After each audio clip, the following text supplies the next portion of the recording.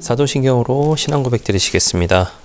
전능하사 천지를 만드신 하나님 아버지를 내가 믿사오며 그 외아들 우리 주 예수 그리스도를 믿사오니 이는 성령으로 잉태하사 동정녀 마리아에게 나시고 본디오 빌라도에게 고난을 받으사 십자가에 못 박혀 죽으시고 장사한 지 사흘 만에 죽은 자 가운데서 다시 살아나시며 하늘에 오르사 전능하신 하나님 우편에 앉아 계시다가 저리로서 산 자와 죽은 자를 심판하러 오시리라.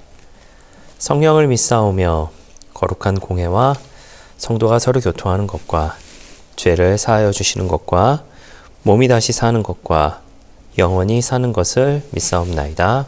아멘. 함께 은혜 나눌 하나님의 말씀 요한복음 3장 28절 말씀입니다. 요한복음 3장 28절 말씀입니다.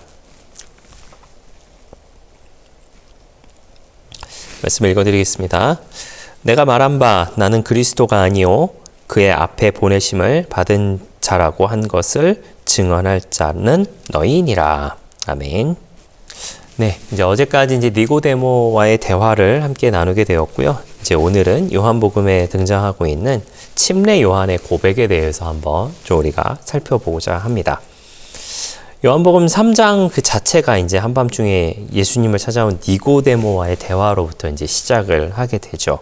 그래서 이제 그 대화의 내용들을 우리가 같이 나누면서 거듭남, 영생, 그리고 빛 가운데 거하는 삶, 이런 것들에 대해서 한번 이제 은혜를 나눴었습니다. 이 장면 이후에 이제 어떤 장면이 또 등장을 하게 되냐면 예수님과 요한의 제자들이 각각 이제 침례를 주는 장면으로 이제 바뀌게 돼요.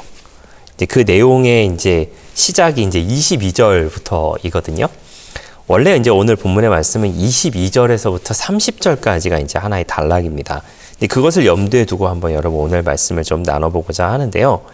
그렇게 이제 침례를 베푸는 장면으로 이제 바뀌게 되면서 오늘 이제 이 말씀에서 어떻게 보면 이제 이 신약 전체를 통틀어서 가장 겸손한 사람의 모습을 이제 등장시키는 것이 아닌가라는 생각을 하게 됩니다. 바로 침례 요한이다라고 하는 것이죠.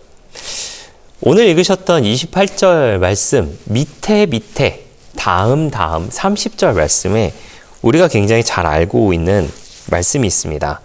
그는 흥하여야 하겠고 나는 쇠하여야 하리라 라고 한 그 침례 요한의 놀라운 고백이 등장을 하게 되죠. 하나님 뜻에 완전히 자신을 맡긴 그 한 사람의 아름다운 고백, 저는 이제 아름다운 고백이라고 생각을 하게 되는데 아름다운 고백인과 동시에 신앙인으로서의 참된 모습을 보여주는 사람이 바로 이 침례 요한이 아닐까라는 생각을 하게 됩니다. 이런 것들을 한번 생각해 보면서 한번 천천히 말씀을 한번 살펴보고자 합니다. 그 22절에서 제가 말씀드린 것처럼 22절에서부터 이제 시작을 하게 되는데 22절에서부터 이제 24절까지의 그 말씀에 어떤 내용이 등장을 하게 되냐면 이제 예수님께서 이제 침례를 베푸시고 그리고 이제 요한도 이제 침례를 베푸는 그런 상황이 등장을 하게 돼요. 그런 상황이 이제 등장하게 됐는데 아직 이제 요한이 이제 감옥에 갇히기 전의 모습이다라고 하는 것으로 이제 배경 설명을 하고 있습니다. 예수님의 공생애가 이제 본격적으로 시작이 되었고 어떻게 보면은 좀 요즘 표현으로 침례 요한은 이제 끝물이었다라고 하는 것이에요. 예수님께서 이제 떠오르는 신성이다라고 한다면 이제 침례 요한은 퇴물, 끝물, 퇴물이라고 표현하기 좀 그렇습니다만은 퇴물, 끝물, 약간 이제 이런 상황이었다라고 하는 것이죠. 그러면서 이제 그런 중에 25절과 26절 말씀에 요한의 제자들이 약간 불평을 늘어놓습니다. 제가 그 말씀을 좀 읽어드릴게요. 25절, 26절에 이에 요한의 제자 중에서 한 유대인과 더불어 정결 예식에 대하여 변론이 되었더니 그들이 요한에게 가서 이르되 라비여 선생님과 함께 요단강 저편에 있던 이 곧 선생님이 증언하시던 이가 침례를 베풀매 사람이 다 그에게로 가더이다. 네, 말씀 굉장히 어렵습니다만은 쉽게 말씀드리면 이거예요. 선생님, 얼마 전에 예수라고 하는 사람한테 침례 베풀어 주셨죠? 그 침례 베풀어 주셨는데 요즘에 사람들이 그 사람한테 가요. 이게 말이 되나요? 선생님이 침례 주셨잖아요. 이게 말이 되는 상황입니까? 라고 하면서 불만을 토로하고 시기심을 지금 토로하는 부분들이 이제 그 가운데 등장하고 있다라고 하는 것이죠. 이 말씀을 우리가 보면서 아이고 저 미련한 요한의 제자들이라고 우리가 생각하실 수 있어요. 그런데 우리도 사실은 마찬가지죠. 우리의 삶에서 예수님이 중심이 된 적이 사실은 얼마나 있었나요? 네, 질문만 던지고 말씀을 한번 이어가 보도록 하겠습니다. 이에 대해서 이제 요한이 대답을 하게 됩니다. 27절 말씀에 이렇게 이야기합니다. 요한이 대답하여 이르되 만일 하늘에서 주신 바 아니면 사람이 아무것도 받을 수 없느니라. 요한은 이제 자신의 사역의 근원이 시작이 하나님께 있다라고 하는 것을 알고 있었던 사람이에요. 그리고 자기의 영향력이나 그 인기조차도 하나님께서 맡기신 것이다라고 하는 것, 그저 나에게 잠깐 맡겨주신 것이다라고 하는 것을 아주 잘 알고 있었던 사람이다라고 하는 것이죠. 자, 그러면서 이제 오늘 읽었던 본문 말씀이 이렇게 있습니다. 내가 말한 바 나는 그리스도가 아니요. 나는 그리스도가 아니야. 라고 이야기하죠. 그리고 그의 앞에 보내심을 받은 자라고 할 것을 증언할 자는 너희니라. 요한은 이제 자신의 정체성에 대해서 확고했어요. 무엇이 확고했냐면 나는 메시아가 아니야. 나는 그리스도가 아니야. 나는 그분의 길을 준비한 사람일 뿐이야. 라고 하는 것이죠. 철저하게 자기는 없어요. 자기는 없고 오직 예수님만을 드러내기 위한 존재, 도구였을 뿐이다 라고 하는 것을 정확하게 알고 있었던 사람이 바로 침례 요한이다 라고 하는 것이죠. 제가 이 말씀을 보면서 참 개탄하지 않을 수 없었다라는 표현이 맞는 것 같습니다. 네, 여기는 제가 쓴 원고에는 다른 표현을 쓰기는 했는데 정말 개탄하지 않을 수가 없었다라고 하는 것이죠. 저도 목사입니다만은 목사이기 때문에 할 수 있는 말이다라는 걸 생각하면서 한마디 던져보자면요. 이렇습니다.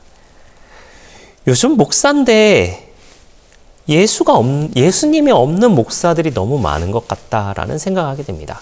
그렇다고 저에게 그럼 너는 예수님을 있냐라고 말한다면 그거는 제가 판단할 부분은 아닌 것 같아요. 하지만 분명한 것은 요즘에 목사는 있지만 예수님은 없는 그런 죄송합니다. 목사님이라고 부르고 싶지도 않아요. 그런 목사들이 많이 있는 것 같아요. 참 개탄하지 않을 수 없다라는 그런 생각을 하게 됩니다. 자, 목사에 한정했습니다마는 사실 성도도 마찬가지겠죠. 성도의 삶의 주인은 누구이십니까? 예수님이죠. 예수님께 이끌림 받은 삶을 살아야 합니다.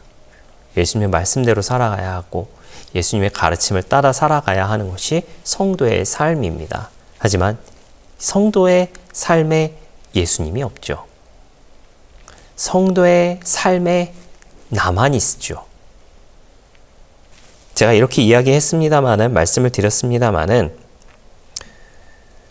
우리가 한번 생각해 보시기를 부탁을 드리겠습니다. 성도로 부름받은 우리, 그 성도의 삶에서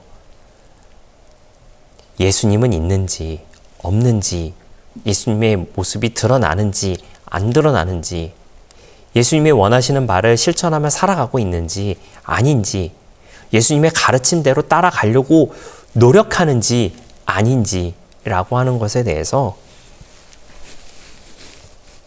정말 심도 있게 생각해 봐야 할 시기를 살아가고 있다라는 생각을 하게 됩니다. 제가 말씀을 이렇게 심각하게 할 생각은 없었지만 이 이야기는 한 번쯤 하고 넘어갔으면 하는 마음에서 함께 은혜를 나눠보고자 합니다. 여러분, 성도의 삶을 살아가고 있는 우리, 예수님을 흥하게 하고 나를 쇠하게 하는 저와 여러분 되시기를 바랍니다. 침례 요한의 마지막 고백은 이랬어요. 그는 흥하여야겠고 나는 쇠하여야 하리라. 사실 침례 요한도 대단한 인기를 누리는 사람이었습니다.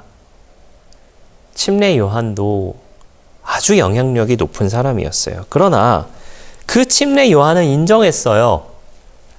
내가 아니라 예수님이 떠야 한다. 내가 아니라 예수님이 드러나야 한다. 침례 요한은 더 내려가고 더 감춰지고 더 비워져야 한다라고 하는 것을 본인 스스로 인정한 가장 아름다운 겸손을 가진 사람 중에서, 예수님 빼고 사람 중에서 가장 아름다운 겸손을 가진 사람이 침례 요한이 아니었을까라는 생각을 하게 됩니다. 사랑하시는 성도 여러분, 우리도 마찬가지입니다. 우리의 삶에 예수님을 드러내시기를 바랍니다. 예수님의 사랑을 드러내시기를 바라고 예수님의 겸손을 드러내시기를 바라며 예수님의 모습을 드러내는 우리 모두가 되기를 바랍니다. 저도 마찬가지고 또 이 말씀을 함께 나누고 있는 우리 모두가 그와 같은 삶을 살아갈 때에 예수님은 흥하고 나는 쇠하여지되 예수님과 함께 평안과 기쁨을 누리며 살아가는 우리 모두가 되시기를 예수님의 이름으로 부탁을 드리겠습니다. 기도하겠습니다. 좋으신 아버지 하나님 감사합니다. 성경에서 가장 아름다운 겸손의 모습을 보여준 침례 요한의 고백을 우리가 함께 봤습니다.